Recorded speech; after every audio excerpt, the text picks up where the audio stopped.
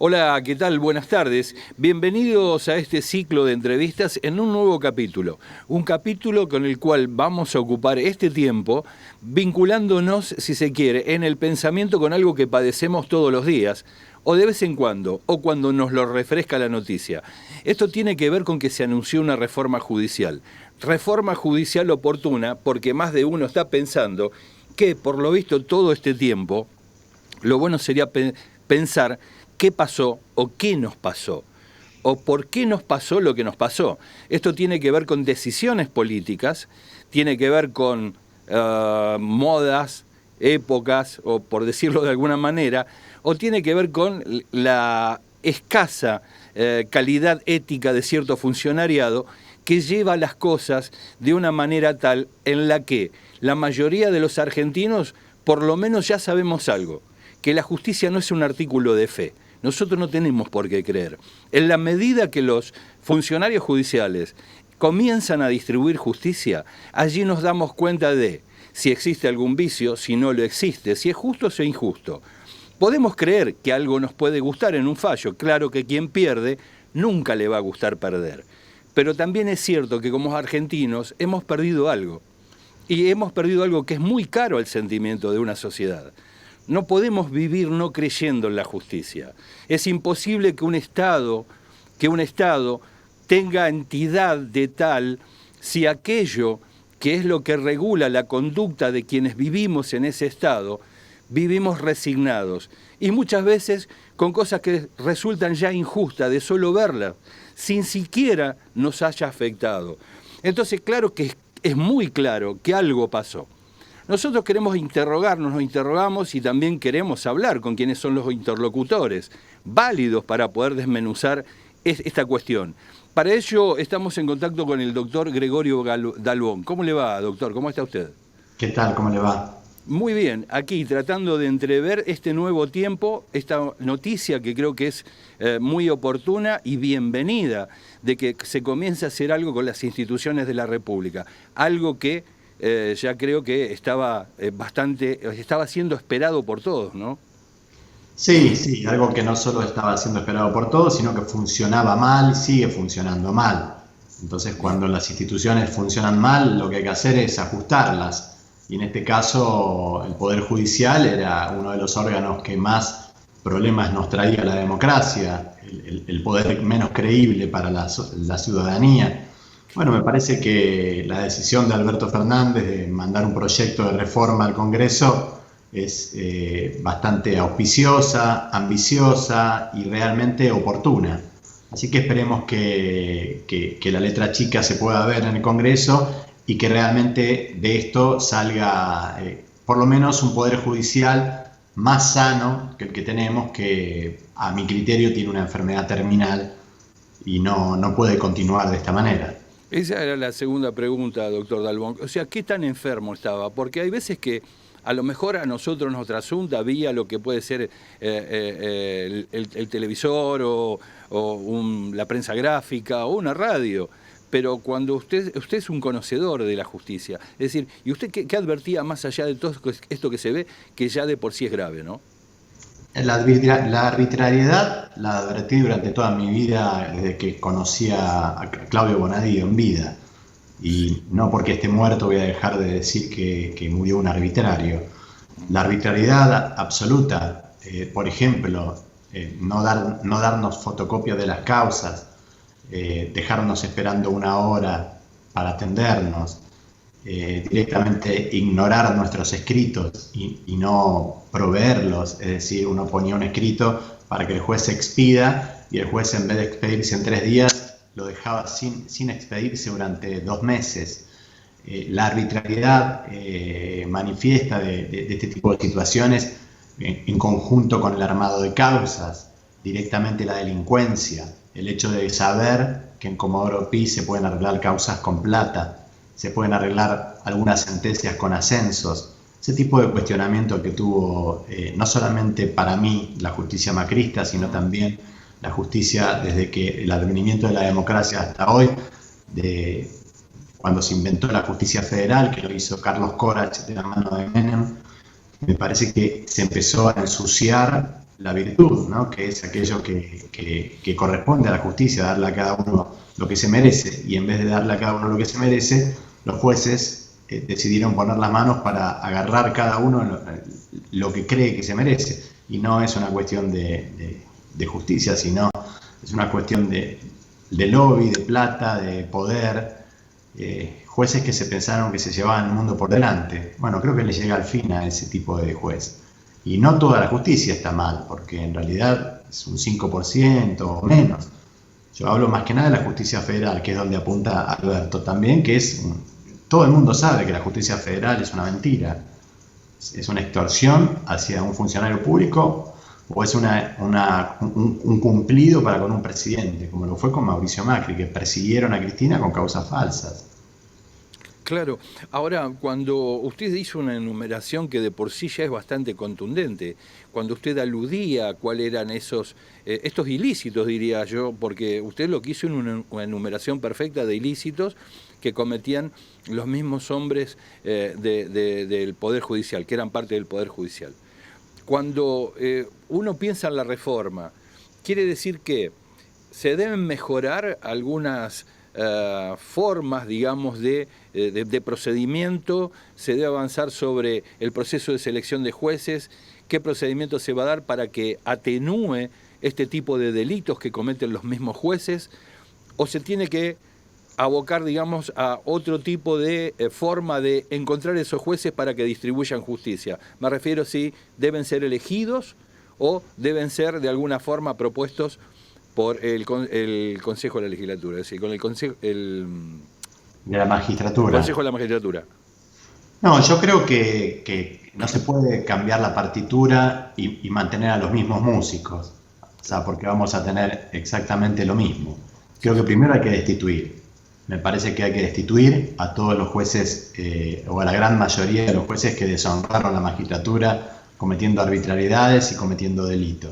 Cualquier persona que esté sospechada hay que destituirla directamente, porque evidentemente la justicia tiene que ser impoluta, o sea, nadie puede pensar que alguien es un delincuente dentro de la justicia, porque el solo hecho de pensarlo hace que usted tema la cuestión de parcialidad, que tenga temor a la parcialidad, y ante el temor de parcialidad el juez debe apartarse. Nosotros tenemos que tener jueces a quien no tenerle miedo, jueces a quien uno pueda entregarse porque sabe que va a decidir en base a la verdad, no en base a quién es el poder de turno. Y esto no lo hablo por el poder de turno de hoy, ni el de ayer, ni el de mañana, sino que lo hablo en realidad con las bases sobre un Estado de Derecho que respete el debido proceso, que respete el principio de inocencia, que sean jueces como eran antes, como cuando yo empecé a estudiar Derecho, como miraba y estaba orgulloso de ver el juicio de las juntas, estaba orgulloso de ver cómo se manejaba la justicia de Alfonsín. Bueno, evidentemente esa justicia dejó de existir y vino una justicia que se puso atrás de los sobres, atrás de lo que son los sobres reservados de la CIDE en su momento, y se empezó a complicar, se empezó a trabajar encubriendo atentados, se hizo de todo en la justicia federal argentina, se condenó gente inocente, se dejó libre a gente culpable por el paso del tiempo. Se han hecho cosas que realmente no están a la altura de las circunstancias. Ahí hay que apuntar, me parece que también hay que apuntar a una nueva forma de ejercer la magistratura y la abogacía, porque yo creo que esto de la pandemia no creo que vuelva atrás. El expediente digital, la agilidad que uno puede tener, hoy ir a tribunales prácticamente, es solamente ponerle escrito, se va a acabar ese tete a tete con los jueces. Bueno, los jueces tienen que hablar a través de sus sentencias y no a través de sus papelones, como hablaron últimamente. Los fiscales lo mismo. Claro. No podemos tener un tipo como Stornelli que decía se acaban las sortijas. No podemos tener un tipo así. Entonces, bueno, ese tipo de cuestión es lo que yo le planteo a Cristina. Primero destituamos, hay que destituyamos. Sí. Y después hagamos que la reforma la puedan tener con otro tema que usted bien dice, que es jueces que hayan pasado por un concurso y que hayan salido primero, no que hayan salido número 21 y que por ser amigo del Tano Angelici lo pongan primero y saquen al que salió primero. Porque eso hizo la justicia macrista. Antes de irse, metieron más de 120 jueces que no habían salido ni en los primeros 7 puestos. Pusieron amigos de ellos. Los ponemos y después vemos. Ahora lo que hay que hacer es sacarlos a todos esos que pusieron sin merecerlo y realmente hacer un concurso y que entren los que sacan mejor nota, los que tienen mejores antecedentes académicos, los que realmente pueden llegar a justificar dedicarle la vida a la justicia. La justicia tiene que ser una vocación, porque es un servicio, nadie se enriquece siendo juez. Solamente se enriquecieron los jueces federales. Claro. Ahora, me preocupaba días pasados cuando se hacía este anuncio. Le digo por qué. Es evidente de que algo pasó, y esto lo acaba de enumerar usted. Ahora, ¿cómo hacer cuando la corporación judicial tuvo un blindaje mediático tan cerrado o tan eficiente, si se quiere, que hoy se empieza a ver y empieza a notar de que, bueno, algo se estaba encubriendo? Y en este encubrir, ¿cómo sería el mensaje hacia la sociedad? Porque más de uno va a pensar, para hacerlo lo más pristino, lo más claro, ¿no? Es decir, no es que en la causa Irán, por ejemplo, hay una inocencia de la expresidenta porque hay un nuevo gobierno. ¿Cómo se llega con el mensaje para decirle a un argentino, no, mirá, la verdad es que nosotros creemos que se deben cambiar los jueces, pero no porque condenaban, sino de qué manera condenaban, de cómo se armaban las causas y cómo se llegó a este final donde pareciera ser o da la sensación que el cambio de gobierno de por sí ya lo convierte en inocente en todos? ¿Cómo cree que se debe manejar eso? No es así porque aparte no hay condena. No Claro. tienen prueba para condenar, no han condenado en ninguna causa. Lo que han hecho es armar y llevar adelante un sistema perverso para tratar de proscribir a Cristina. Utilizaron el lawfare. Pero bueno, nosotros teníamos el antecedente. El doctor Veraldi se encargó de defender las causas federales, yo me encargué del lawfare. Sabíamos cómo venía la cosa en Brasil, cómo sacaron a Lula para que no sea electo, sabíamos cómo pasó en Ecuador, sabíamos lo que había pasado también en uno de los países, El Salvador, también sabíamos lo que pasó en Bolivia, en Chile, en Bolivia fue después.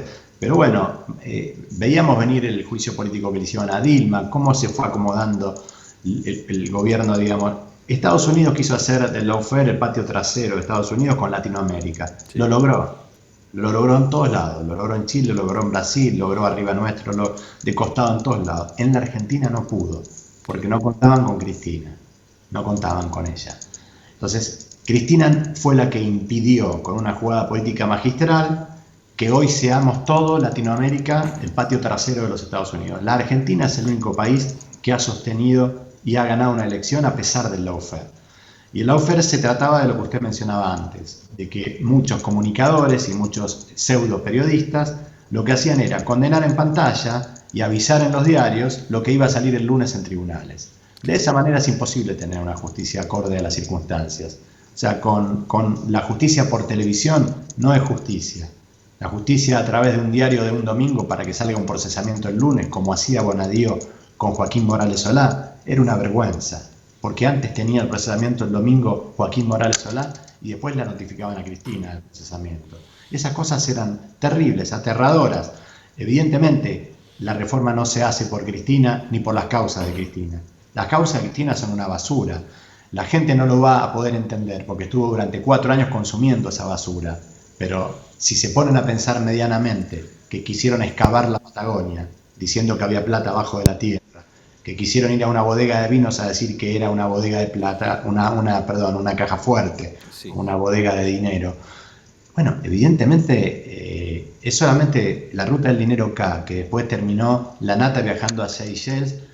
¿Usted se imagina una presidenta parando un avión para ir a un banco en Seychelles? Hay que ser estúpido para pensarlo. Pero bueno, mucha gente se estupidizó con ese tipo de cuestión, como le hicieron a Aníbal Fernández, diciendo que era el rey de la efedrina, que era el autor intelectual del triple crimen. Bueno, mucho daño hicieron algunos periodistas, pero no alcanzó para que Cristina pueda volver con Alberto y ser gobierno nuevamente. Ahora, la oportunidad que tiene el gobierno de Alberto y de Cristina es reformar esta situación que tiene que ver con la justicia, y yo insisto en que también tenemos que hacer la ley de medios, para que los medios realmente no puedan tener una homogeneidad tan grande y una cobertura gigante de un lado y medios independientes tengan tan poca posibilidad de existir y de hacer escuchar sus voces, que sean o no del mismo contenido político de quien le habla, no importa. Lo importante es que haya pluralidad de voces, no solamente que las dos tapas de los diarios Clarín y Nación sean iguales.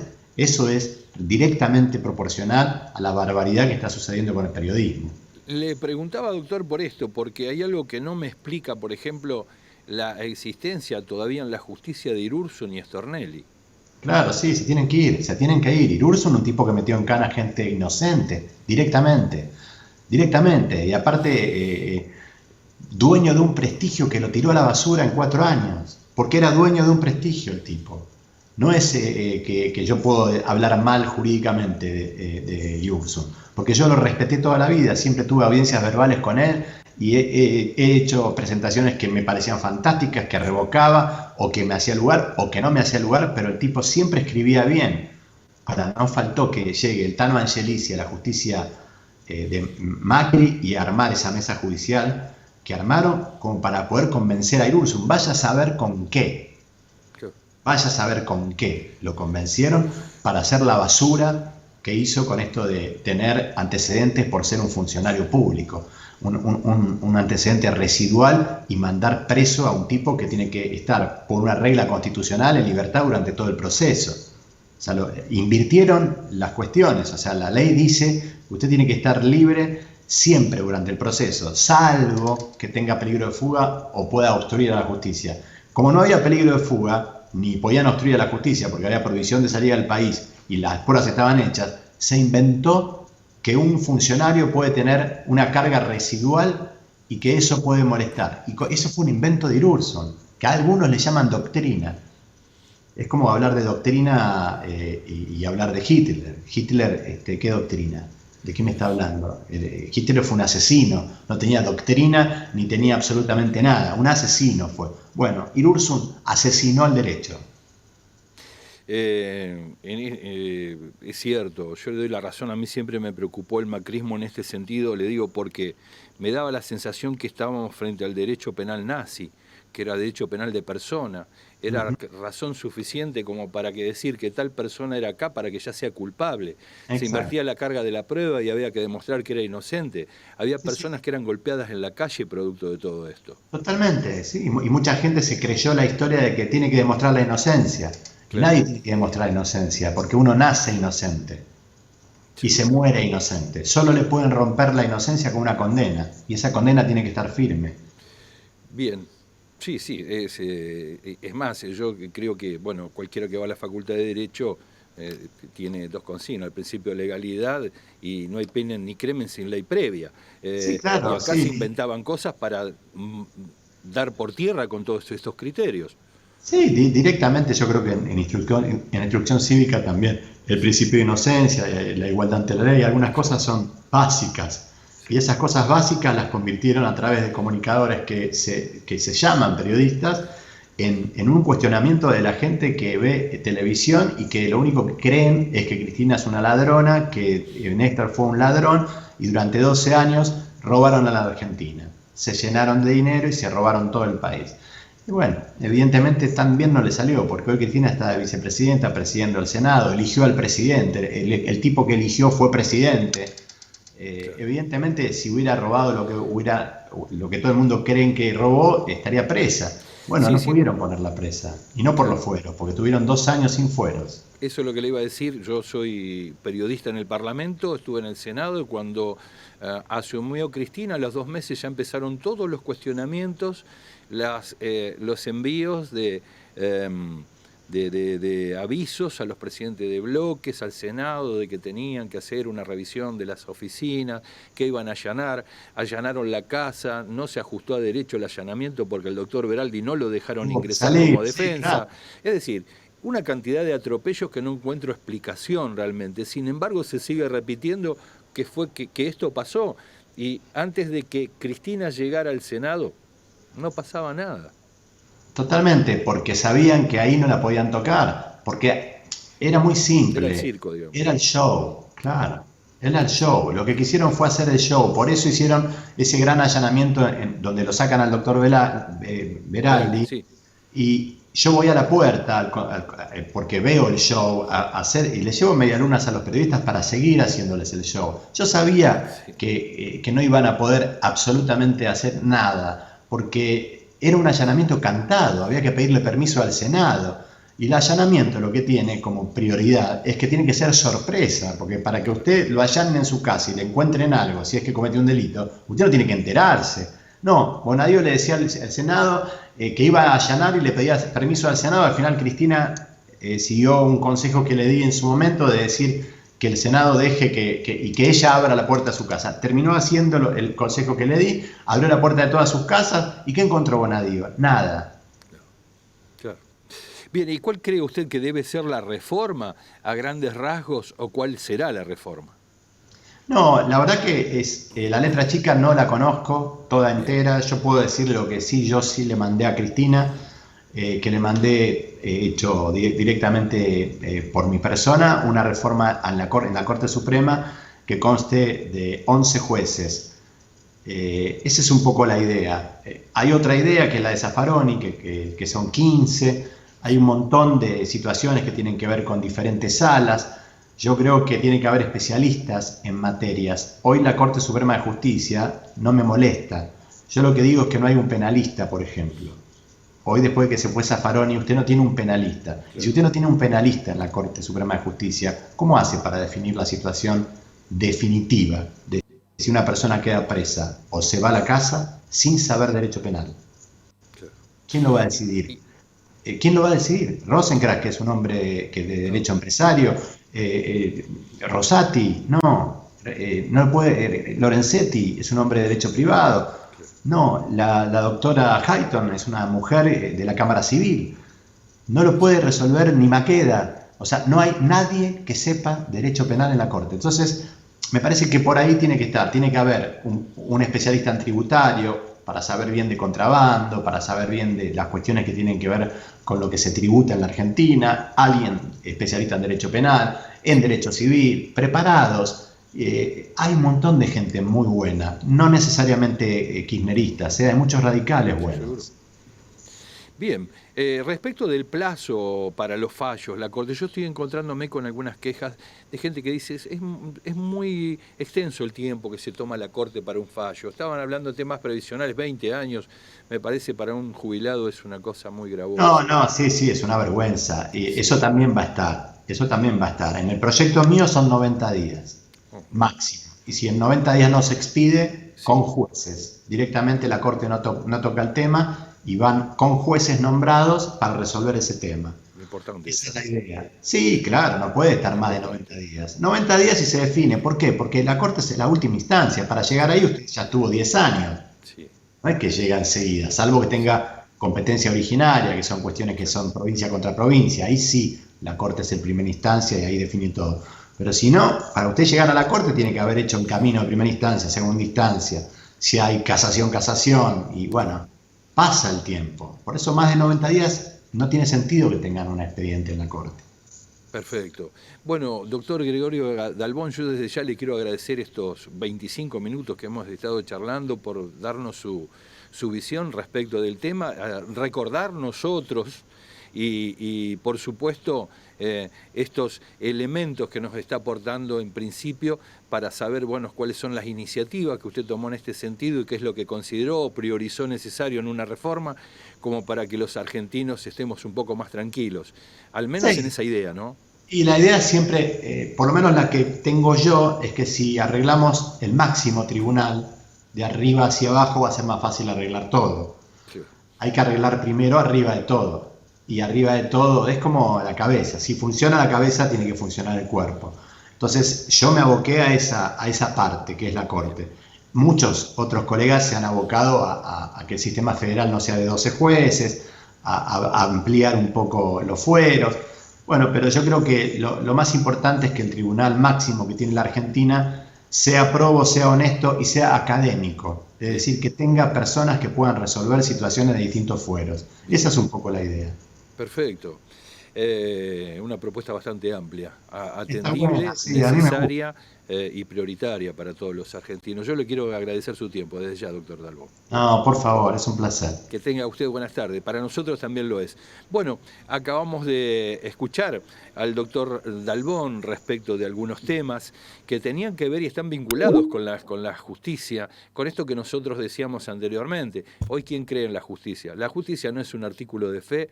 La justicia es distribuida por hombres, se pueden equivocar con intención o sin intención, es decir, sin intención o dolosamente. O como decía Dalbón, resulta de que de una suerte de enumeración de sucesos, en realidad lo que estaba enumerando son delitos que se cometían dentro mismo del tribunal. Así que bueno, ateniéndonos a esto que fue lo que pasó desde el punto de vista de la historia, qué repercusión jurídica tuvo, cómo impactó en lo político, de qué manera socialmente se llegó a veces a condenar a personas que eran inocentes y que la justicia jamás dijo que eran culpables. Así que desde esta perspectiva está bueno preguntarse qué es lo que estuvo pasando, de que una sola información o noticia tiene distintos tipos de repercusiones en un lado y en el otro y que no se ajusta ni siquiera a lo que es verdad. Entonces hay que preguntarse por qué es necesaria la reforma judicial. Esperemos que los términos en los que lo propone el doctor Dalbón respecto de lo que es la Corte Suprema de Justicia, esto pueda ser tenido en cuenta y terminemos ya con que el máximo tribunal de la República Argentina haga esperar a una persona 20 años para poder tener un resultado en una demanda que seguramente fundada e infundada, no importa, el tema es que tiene que tener una respuesta. Y ya que hay muchos jueces que nos han acostumbrado a este tipo de legislación, la que garantiza las normas o los dicterios del mercado, les quiero decir a algunos sectores de la justicia de que como productos son malos y caros. ¿Por qué lo digo? Porque, bueno, ya que a nosotros nos dicen de que debemos regularnos o manejarnos a través de esta normativa que garantiza que, por ejemplo, ¿por qué lo digo? Por el tema de tarifas, servicios públicos, atropellos, comisiones en entidades financieras y bancarias. Entonces, cualquiera hace cualquier cosa con tu esfuerzo y con tu trabajo, es decir, tu dinero, tu propiedad, porque cuando sos trabajador, el salario es considerado propiedad. Así que nosotros creemos que, bueno, que ya que les gusta sostener este principio, nosotros decimos que está bien. A nosotros también nos gusta tener nuestro propio derecho de propiedad protegido, cosa que no siempre pasó, porque no he visto a muchos o a ningún hombre de la justicia tomar cartas en el asunto, actuar de oficio cuando se producían atropellos de esta naturaleza. Así que sería bueno que se considere de que haya una posibilidad de dar una reforma en la cual por lo menos haga un poco más equitativa la distribución de los esfuerzos. Desde aquí, desde el canal de televisión del diario digital Conclusión, Sebastián Moreno y Aldo Batizaco te dicen de que nos vamos a ver en el próximo capítulo. Chau.